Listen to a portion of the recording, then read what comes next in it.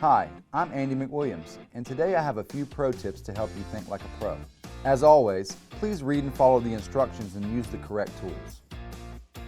Undercut all door jambs. This allows the flooring to be installed underneath them with the required expansion gap.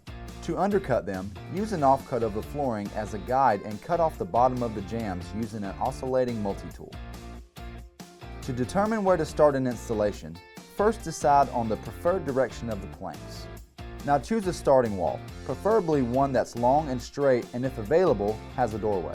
The reason is that doorways are always much easier to install with the first row than with the last row.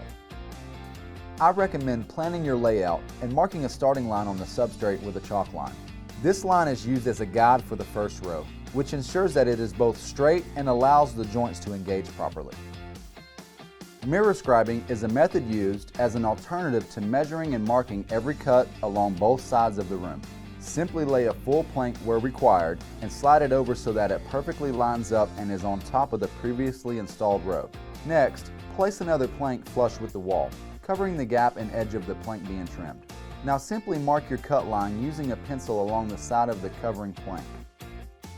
Once a few rows have been installed, I suggest turning yourself around so you continue the installation from the completed side. This makes the installation even easier by pulling the side joints together instead of pushing them. To close any gaps, never directly hit the locking mechanism or use a tapping block, as damage may occur. If required, first engage a scrap piece of flooring and use either a tapping block or a pull bar directly on the scrap piece, then tap to close any gaps. At the walls only, the pull bar can be used directly. I hope that these pro tips have helped. Please check out my other videos for additional how-tos and installation techniques.